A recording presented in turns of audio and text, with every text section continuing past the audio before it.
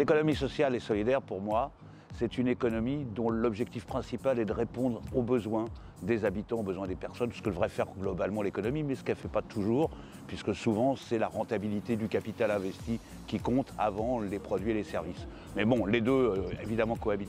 L'économie sociale et solidaire a été inscrite comme un enjeu, une priorité, dans la priorité du développement économique, dans le projet de territoire de notre agglomération avec ces 10 priorités. Je crois que c'est très très important.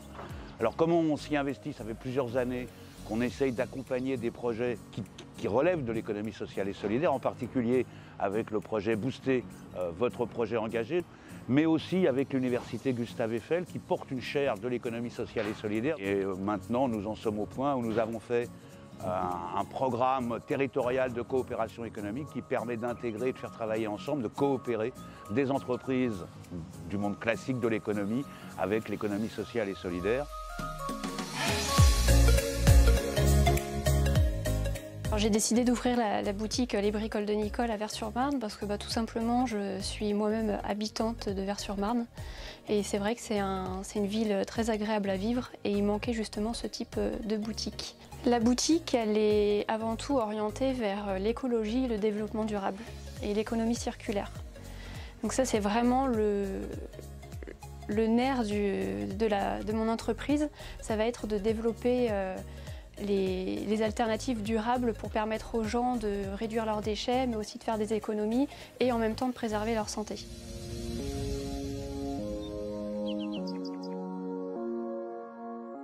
La boutique elle est composée de 2 espaces. Il y a l'espace zéro déchet, donc que je vais confectionner moi-même sur place. Donc dans le fond de la boutique, j'ai mon petit espace, mon petit atelier. Je vais travailler essentiellement des tissus de récupération. Et le reste de la boutique, en fait, il est dédié aux artisans du secteur. On a choisi de s'implanter dans l'agglomération Paris-Vallée de la Marne un petit peu par chance. On a été lauréate d'un appel à projet de la SNCF qui s'appelle Gare Partagée. On cherchait un lieu et la SNCF nous a conseillé Chelles. Et c'est vrai que sur le papier, la ville et l'agglo Paris-Vallée de la Marne plus généralement cochaient toutes les cases dont on avait besoin. C'était vraiment une ville classe moyenne. On est en cœur de centre-ville, ici on est au cœur de la gare, avec à proximité tout un tas d'initiatives citoyennes et engagées. Les ciboulettes, c'est même plus que l'ESS, le fondement du projet est d'accompagner les citoyens, les entreprises, les collectivités à la transition écologique.